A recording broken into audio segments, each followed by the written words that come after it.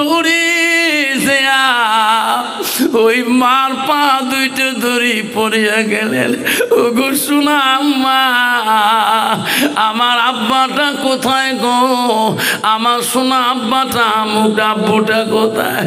মা কেঁদে কেঁদে বলছে, মানি এই জগতে তোর আব্বা আর নাই গো। রে মালিক, তাকে দেখ, বাড়ির ভিতরে দেখ, মুসুরির তলে তোর আব্বুকে জরুমের গোসল দিয়ে শুয়ে রাখছে রে বলি। যেটার ব্রেন রোধ কিছুই নাই, মানে পথা গোবর, ওটি আনি মাদ্রাসা দেয়। এখন হুজুর দেখি কয় পথ তো আলিম আলিস। ও মোল্লা সাহেব, ইয়ে তো মুন্সি মানসা হ্যাঁ জীবনটা বাঁচা খাবে। তোমার এটি হবে কি এখানে মুন্সি মানসা বানা যাবে কি? মোল্লা সাহেব হাফিজ সাহেব বলছে, হ্যাঁ মাদ্রাসা হলো আমার মুন্সি মানসার কেন্দ্র। মোল্লা সাহেব তুইয়ে গেলাম, যতদিন পর্যন্ত পুরান রঙ হাফেজ হয় নাই, মরনা হয় নাই, অতদিন পর্যন্ত ছুটি দেবেন না। এই যে তুই গেলাম, ইনি যাতে মুন্সি মানসা খেয়া বাড়ি যায়। মোল্লা সাহেব বল, ও ব্যাপারী সাহেব টেনশন করবে না, চারি বেটার সম্মান পাইছেন, ইনার সম্মান যখন পান না পরে তোমার সম্মান পাবেন। থুয়ে গেল রে পাগলা বেটা আসনা, এমন বোবার আলিফ কোতে আলিশ কয়, বি কোতে বালিশ কয়। হুজুর সত্য দেখে রে, হুজুর কিলেইতে কিলেইতে কিলেইতে আলিফ। সুবহানাল্লাহ। আরে লাস্টের মধ্যে আব্দুর রহমান আলিফ খবর পায়, বা খবর পায়, তা খবর পায়। আব্দুর রহমান কান্দে, আল্লাহ আল্লাহ তুমি আমার জবানটা খুলিয়ে দে আল্লাহ। আল্লাহ আমার আব্বা আমার উপরে নারাজ, আল্লাহ আমার চার ভাই উপরে আমার আব্বা এত খুশি, আল্লাহ আমার জবান তুমি খুলি দে আল্লাহ, তোর কোরআনটা যাতে আমি আলেম হইতে পারি। আল্লাহ আব্দুর রহমানের জবানটা খুলিয়ে দিল। যেদিন আব্দুর রহমান প্রথম কোরআন হাতে নেয়, আব্দুর রহমান দুই চোখের পানি ফেলে কোরআনটা চুমে দিয়ে, দুই হাতে চুমে দিয়ে আল্লাহর কাছে কান্দে, আল্লাহ আল্লাহ তুমি কোরআনটা আমাকে দান করো। আব্দুর রহমান যেদিন প্রথম সূরা পড়ে, সূরা বাকারাতেই পড়ে আলিফ লাম মিম, নাই থাকবে। আব্দুর রহমানের চোখের পানি দিয়ে বুক ভিজে যায় আর কান্দে, আল্লাহ তোর কোরআনটা আমাকে দান কর আল্লাহ। আব্দুর রহমান তাড়াতাড়ি আল্লাহ কোরআনটা সাহায্য পেয়ে গেল, এক পারা হাফেজ হয়ে গেল, দুই পারা হাফেজ হয়ে গেল। রমজান মাস সামনে এসে গেল, সব ছাত্র বন্ধুরা বেডিং পত্র বাঁধবে।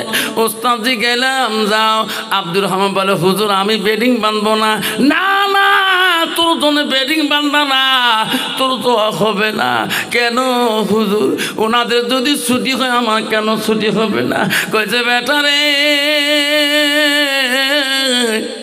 তোর আব্বা বলে গেছে, যতদিন তুমি পূর্ণাঙ্গ কোরআনে হাফেজ হবে না অতদিন তোর জন্য এই মাদ্রাসা ছুটি হবে না।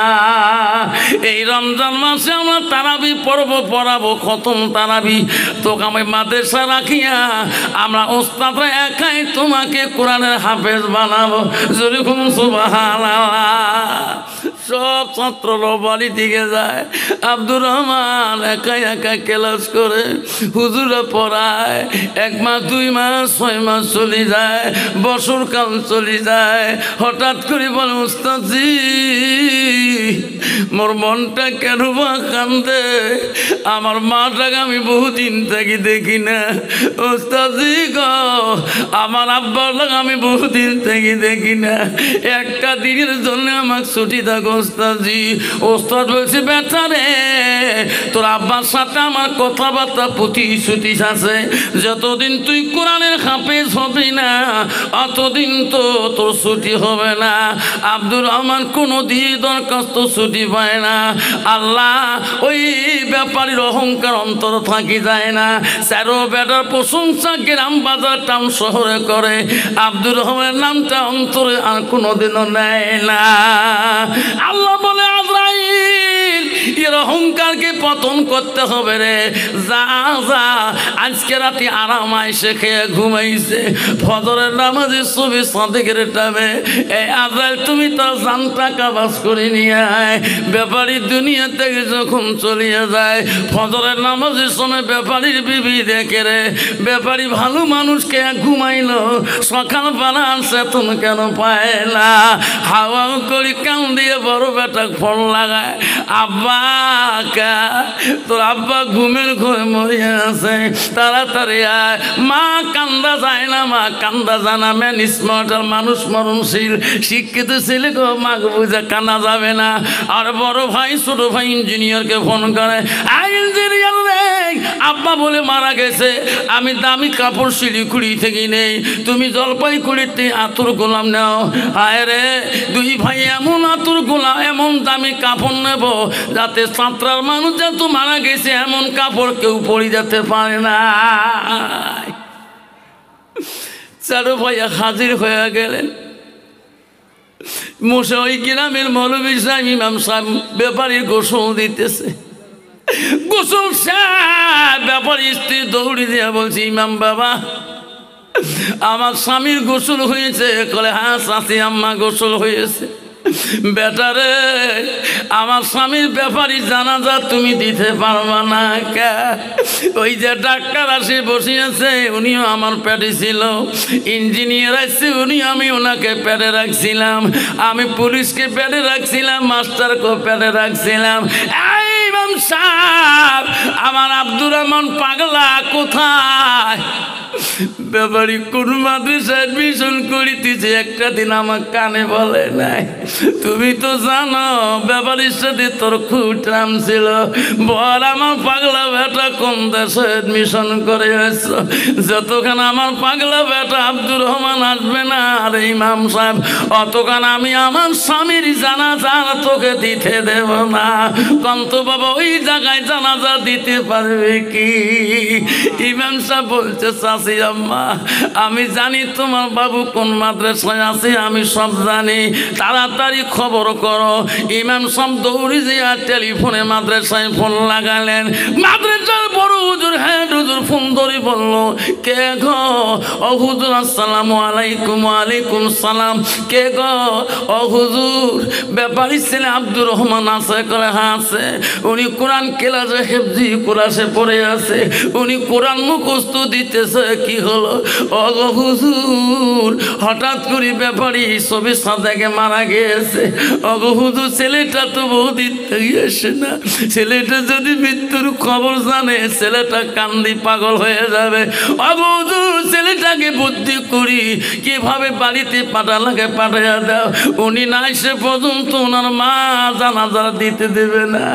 ইহা হুজুর কিলা অফিস রুম থেকে ডাক মারে, আব্দুর রহমান ও আব্দুর রহমান ক্লাস থেকে এসো। আব্দুর রহমান বল, হুজুর কেন আমাকে ডাকেন কেন? আমি কোরআন মুখস্থ দিতেছি। ওই যে বেটারে পাঞ্জাবি গায়ে দাও, প্যান্ট পরিয়ে নাও, আমার গাড়িতে উঠো, আমি তো সঙ্গে নিয়ে তোর বাড়িতে যাবো। হুজুর এতদিন পরে কেন গো আমার সঙ্গে নিয়ে আমার বাড়ি যেতেছ? হুজুর গো সত্যি করে বলেন আমার বাড়ি থেকে কোনো দূর খবর আছে নাকি? আমার মা কেমন আছে, আমার আব্বাটা কেমন আছে? হুজুর সত্যি করে বলেন হুজুর আমার বাড়ির থেকে কোনো দুর্ঘটনা হয়েছে নাকি? সত্যি করে বলেন। হুজুর দেখতেছে রে এখনো যদি মৃত্যুর কথাটা ছেলেটার মুখে বলি রে এখন কান্দি পাগল হয়ে যাবে। আমি উস্তাদ হয়েও তাকে নিয়ে যেতে পারবো না। উস্তাদ বুঝে ব্যথা কি হয়েছে পরে বলবো, তুমি আমার গাড়িতে উঠো। উস্তাদজি মাঝে মাঝে আমার বাবাটাকে দেখে মন চলছে আপনি একদিনও ছুটি দেন নাই। ও উস্তাদজি মাঝে মাঝে আমার মা দেখে মন চলে, আপনি কি একটা দিনও আমাকে ছুটি দেন নাই? আজকে আপনি কেন আমাকে নিচে নিয়ে যান, আমাকে খুলে বলেন। ওস্তাদ বলে বেঠারে পরে বলবো, এখন বলা যাবে না। ওস্তাদের পিছনে বাকি উঠিয়া কান্দে আব্দুর রহমান রে, এমন কান্দে রে। ওস্তাদও কেন আমাকে খুলি বলে না? ওস্তাদের বাকির পিছনে গাড়ির পিছনে চলে যায়, ওই বাড়ির কাছে 1 কিলোমিটার আগে দেখে হাজার হাজার মানুষ টুপি মাথা দিয়ে ওনার বাড়ি যেতেছে। ওস্তাদি আমার বাড়িতে এত মানুষ টুপি মাথায় দিয়ে কেন যায়? তখন বলছে বেটারে তোর বাবা না সবে সাদেকের টাইমে আজকে মারা গেছে, এই মানুষগুলো জানাজার শরীক হইতে চায়। ওস্তাদের গাড়িটাকে লাভ দিয়া সোজা বাড়ি থেকে দৌড়ায়। মা বাড়ির বারান্দার গেটের থেকে দেখে এত মানুষ টুপি মাথায় দিয়ে আসি রে, আমার আব্দুর রহমান বাবা পাগলা কেন এখনো আসে না? উনি কোন আব্বাকে মাটি দেবে না। এমন সময় দেখে রে ওই যে মা বারান্দার মধ্যে খাড়া হয়ে আছে, দৌড়ি ওই মার পা দুইটা ধরি পড়িয়া গেলেন। ও গো শোনা আম্মা, আমার আব্বাটা কোথায় গো? আমার শোনা আব্বাটা মুখটা আব্বুটা কোথায়? মা কেঁদে কেঁদে বলছে মানি এই জগতে তোরা পার নাই গো রে। মালিকটাকে দেখ, বাড়ির ভিতরে দেখ, মুসুরির তলে তোর আব্বুকে জনমের গোসল দিয়ে শুয়ে রাখছে রে মালিক। মার পাঁচালি দিয়ে দৌড়ি দিয়া গোসলের খাট ধরে কান্দে আব্বা।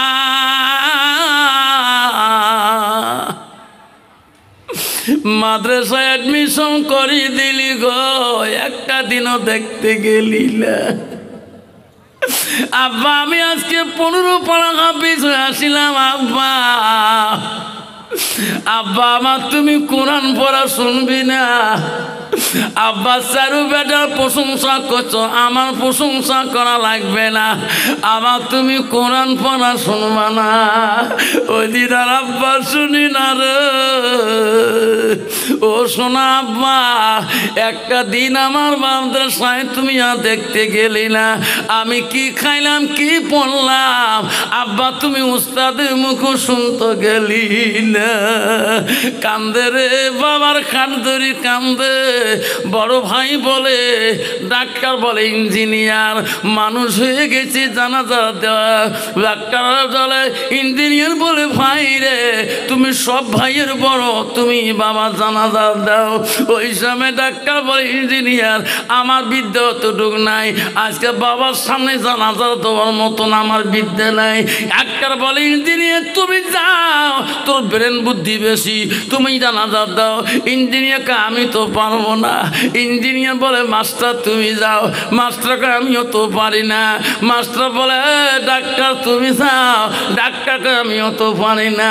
সব ভাইকে বলে ওই আব্দুর রহমান বলে ভাইরা আমার আব্বা তোদের জন্য যত টাকা খরচ করেছে জীবনে, কিন্তু আজকে আব্বার সামনে দাঁড়াও মতন তোমার কাছে ওই বিদ্যা নাই। তোমরা সবাই আমার পিছনে দাঁড়ান। আমার আব্বা একদিন খালি মাদ্রাসায় গিয়েছিল রে ভাই, আমার আব্বা অতটুকু বিদ্যা শিখেছে। আজকে আমি আমার আব্বার সামনে দাঁড়াবো, তোমরা আমার পিছনে সবাই দাঁড়ান। যেরকম সুবহানাল্লাহ নাই থাকবে কন্ত বাবা। ওই যদি হাফিজ সাহেব সামনে বাবার দাঁড়ায় কন্ত কোনো মুক্তি বলো না, কোনো ইঞ্জিনিয়ার ডাক্তার ম্যাজিস্ট্রেট বাধা করবে? করবে, সবাই খুশি হয়ে যাবে। আল্লাহ আজকে একটা নেক সন্তান পেয়েছে, আওলাদুন সালিহুন ইয়াদুল্লাহু, নেক সন্তানের দোয়া তাড়াতাড়ি কবুল হয়ে যায়। আব্দুর রহমান বাবা যখন জানাজার জন্য প্রথম তাকবীর পর আল্লাহু আকবার বলি, কান্দি বলে, আল্লাহ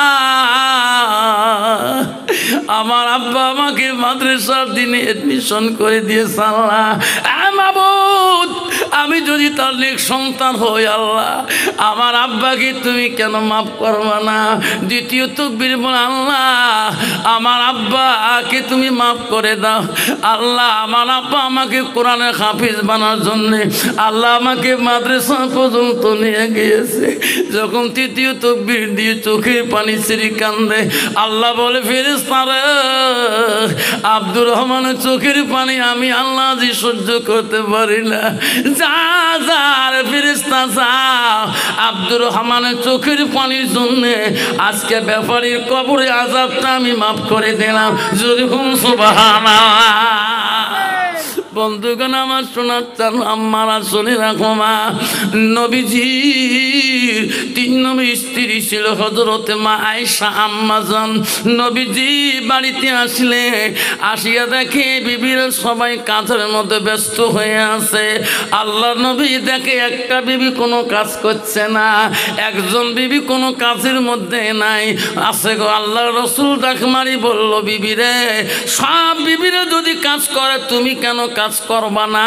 তোমারও অধিকার আছে এই সংসারে কাজ করা, তুমি কেন বসে আছো? তুমি কেন কাম করো না?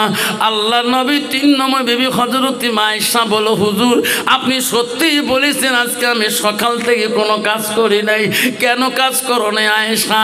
ওগো নবী, আমি আজকে সকাল থেকে কোনো কাম করি নাই, কেন? আজকের কামটা আমি তোমার কাছে খুঁজিয়া নেব গো নবী। আজকে গো নবী কাজটা আমি তোমার কাছে খুঁজি নেইতে চাই। নবী বলে, আয়েশা রে, আমার কাছে তুমি কি কাজ তুমি খুঁজিয়ে চাও? ওগো নবী, আমার আয়েশার মনটা আজকে চায় আমার হাত দুইটা দিয়ে আমি তোমাকে গোসল করি দোয়া আমি কাজটা চাই। হযরতে বিশ্ব নবী বলো, আয়েশা আমাকে তুমি গোসল করে দিলে শান্তি পাবা। হ্যাঁ গো নবী, আমি বড় অত্যন্ত খুশি হয়ে যাব। আপনি যদি অর্ডার দেন, আদেশ করেন, আমি আয়েশা বড় আনন্দ হয়ে যাব। নবী বলে, আয়েশা রে, তুমি যদি আমাকে গোসল করে দাও, আমাকে পানি দিয়ে গাও ধোয়া দাও, আমি নবী কোনোদিন তোকে বারণ করব না। হযরতে আয়েশা 2 মস্ক পানি নিয়া ওই নবীকে চোখের উপরে বসায়া নবীকে পানি নিয়ে সময় আয়েশা হাসে আর বলে, আল্লাহ আমি আয়েশা বড় ভাগ্যবতী নারী। আল্লাহ মাবুদ, আজকে আমি আয়েশা বড় ভাগ্যবতী নারী। আজকে আমি নিজ হাত দিয়া আমার রাসূলের গাও ধোয়া গোসল ধোয়া দায়িত্ব পেয়েছি। যেরকম সুবহানাল্লাহ। অন্ত বাবা, বর্তমান যুগের নারী স্বামী যদি বলে, বিবিরে আমি সারাদিনে টোটো মারলাম, মিষ্টা মারলাম, মাটির ঘাম পায়ে ফেলে দিয়ে, চা পাতার বাগানে মাথার ঘাম পায়ে ফেলে দিয়ে কাম করে আসলাম, একটু পানিতে কুয়ার থেকে তুলি দাও, নাহলে কলটা ঠাসি দাও, দিবে গো? আল্লাহ কি ডিজিটাল নারী রে বাবা। আম্মারা শুনি রাখো মা, জান্নাত পাবেন না। জান্নাত কোথায়? মা আয়েশা কিভাবে জান্নাত রসুলের কাছে কেড়ে নিয়েছিলেন। হযরতে মা আয়েশা যখন নবীজির কাছে 2 মস্ক পানি নিয়ে যাবেন, তখন মা আয়েশার মনটা এত খুশি ছিল। তাফসীরে আয়েশা বলছে, আল্লাহ আজকে আয়েশা আমি এত খুশি, আল্লাহ আল্লাহ আজকে আমি রসুলের গোসলের দায়িত্ব পেয়েছি। জোরে কোন সুবহানাল্লাহ। আয়েশা পানি নিয়ে গেলেন, পানির মস্ক নাকিয়ে নবীজির গার মধ্যে শরীরের কাপড়গুলো আয়েশা আস্তে আস্তে খোলা শুরু করে দিলেন। কাপড় খুলিয়ে দিলেন, নবীর গান শরীরের কাপড়গুলা খোলার পরে আয়েশা নবীজির গার মধ্যে পানি আর ঢালে না, পানি আর গার মধ্যে দেয় না। আয়েশা কি নবী বলে, আয়েশা নে আয়েশা, আমার গার মধ্যে তুমি কেন পানি ঢালো না? আয়েশা তোমার কি হলো, পানি কেন ঢালো না? আয়েশা ঢালো। আয়েশা নবীর মুখের দিকে খালি বারবার তাকায়, বারবার দেখে, ওগো নবী আমি তোমার গায়ে আমি পানি ঢালবো দেব, আমার একটা কথা। নবী গো আমি আবু বকরের কন্যা, আমার আব্বা আবু বকর তোমার অত্যন্ত ভালোবাসছিলেন, আমাকে কোমল বয়সে তোমার সাথে বিবাহ দিয়েছিলেন। অগণবী, অগণবী, আমার একটা প্রশ্ন, অগণবী, আমি তোমার প্রশ্নটা করি, তোমাকে গোসল দিয়ে দেব। নবী বলল, কিসের প্রশ্ন আয়েশা?